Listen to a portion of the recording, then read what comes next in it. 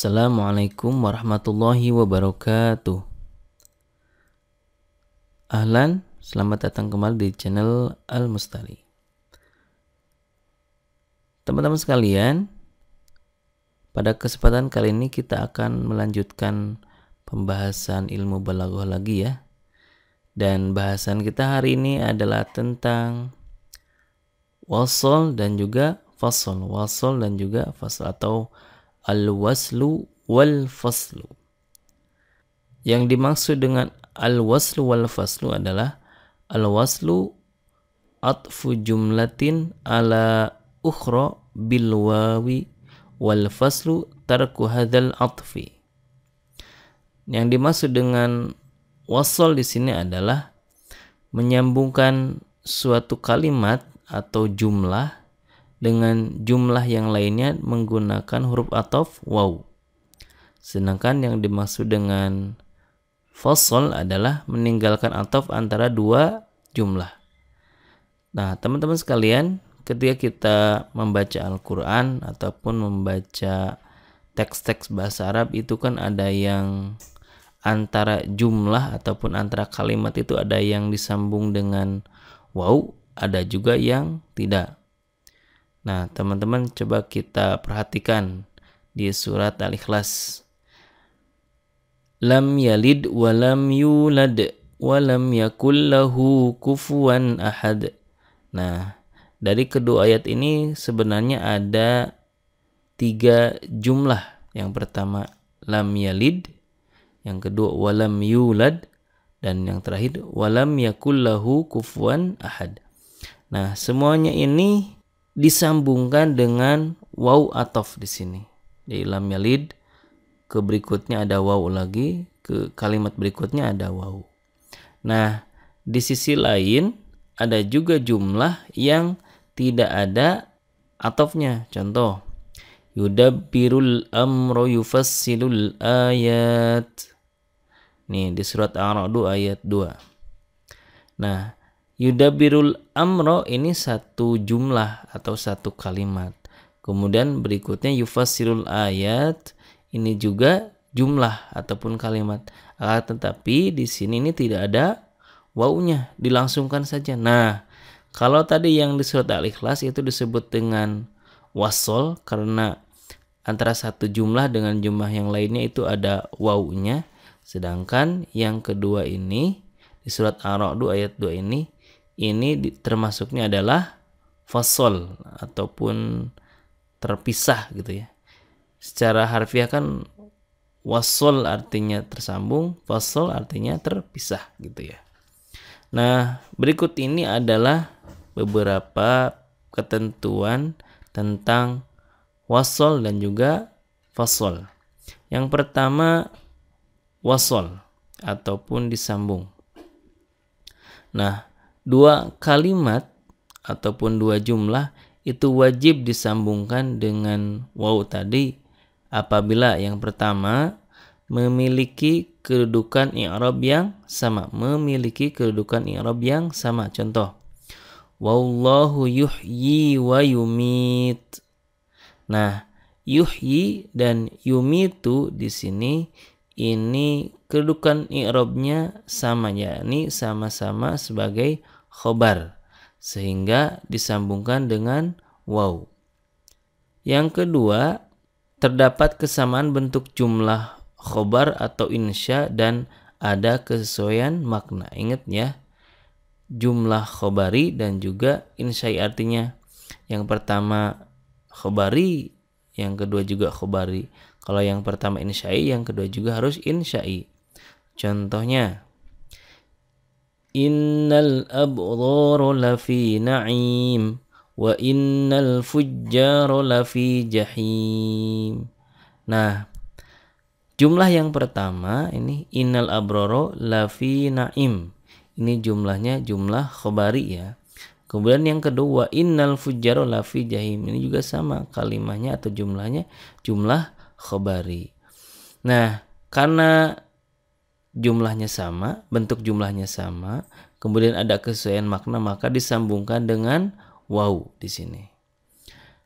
Contoh yang lainnya, wa'budullaha wa la tusyriku bihi syai'a. Ini ada jumlah yang pertama yaitu wa'budullaha, kemudian wa la tusyriku bihi syai'a. Wa'budullaha itu insya'i, ini perintah ya amar, kemudian wa la tusyriku bihi syai'an ini juga insya'i karena ini nahi, larangan. Nah, sama-sama insya'i dan juga maknanya memang sama ya ataupun ada kesesuaian sehingga harus disambungkan dengan waw. Wa'budullaha wa la tusyriku bihi syai'an, ada wawnya disambungkan dengan ataf waw. Nah, teman-teman sekalian, bagi yang masih bingung apa itu jumlah khobari, apa itu jumlah insya'i, silahkan di search aja di channel ini.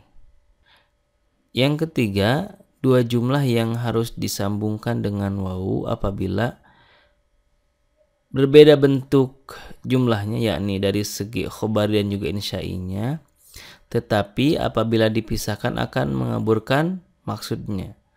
Contoh, apabila ada orang yang menawarkan bantuan kepada kita, ada yang bisa saya bantu, kemudian kita jawab dengan la wa barakallahu fik. Nah, kalau seandainya tidak disambungkan dengan waw, jadi langsung la barakallahu fik. Nah, takutnya ini jadi tersinggung orang yang mendapatkan ataupun ditolak gitu bantuannya oleh kita, sehingga di sini disambungkan dengan waw, la wa barakallahu fik gitu ya. La-nya ini jumlah khabari, sedangkan wa barakallahu fik ini doa ya, berarti insya'i. Berbeda bentuk jumlahnya, tetapi apabila dipisahkan takutnya ini mengaburkan maksudnya, seperti itu. Yang selanjutnya adalah ketentuan fasal. Dua kalimat atau dua jumlah itu wajib dipisahkan ataupun tidak menggunakan waw apabila yang pertama kamalul ittisal, artinya hubungan yang sempurna, di mana jumlah yang kedua ini merupakan taukid atau bayan atau badal untuk jumlah yang pertama. Contoh yang taukid, fa inna ma'al usri yusra, inna ma'al usri yusra. Nah, di sini kan gak ada wawunya ya, gak gini fa inna ma'al usri yusra wa inna ma'al usri yusra, gak ada wawunya ya. Nah, kenapa demikian? Karena memang jumlah yang kedua ini merupakan taukid. Ini taukid ini udah jelas ya, kalimatnya diulang, berarti taukid dia. Ini tidak perlu ada wawunya. Contoh berikutnya, yasumunakum su'al adzabi yudzabbihuna abna'akum. Di sini ada jumlah yasumunakum su'al adzabi dan juga yudzabbihuna abna'akum. Nah, kenapa tidak ada wawunya di sini? Karena memang yudzabbihun abna'akum merupakan bayan dari yasumunakum su'al adzabi, yang artinya kalau bayan ya tidak perlu pakai waw. Contoh berikutnya, yudabbirul amra yufassilul ayati. Nah, jumlah yufassilul ayati ini merupakan badal dari yudabbirul amro, sehingga tidak perlu ada waw karena memang ingat tadi ya, kamalul ittisal, artinya sempurnanya hubungannya antara kalimat yang pertama dan juga kalimat yang kedua.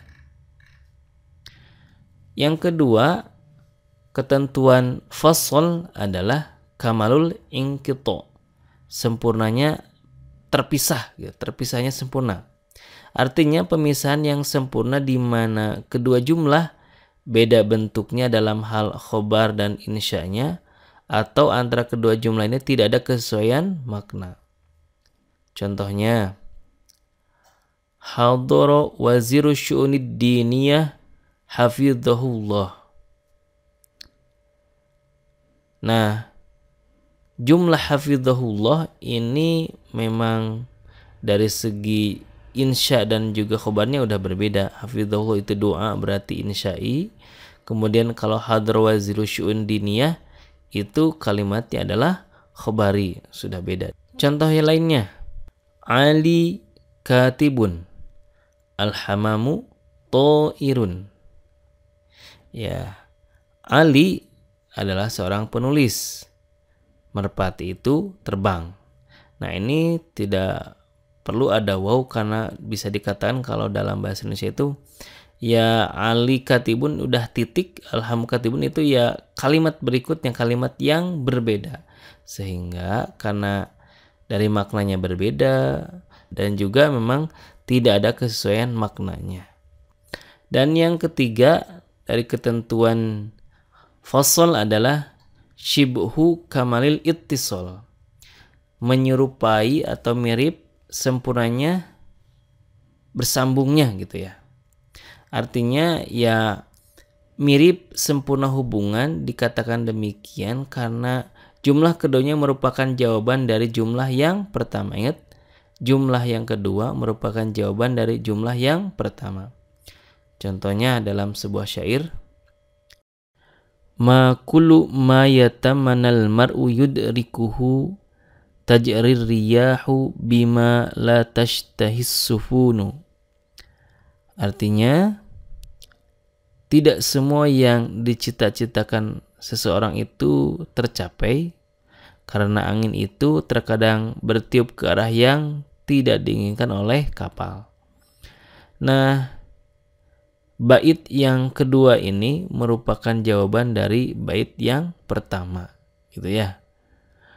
Oleh karena itu di sini ini kan mirip ya, shibhu ittisalnya mirip sehingga di sini difasolkan, gitu ya, ataupun tidak ada wawunya di antara kedua jumlah ini.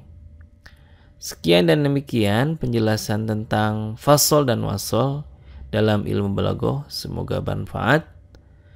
Assalamualaikum warahmatullahi wabarakatuh.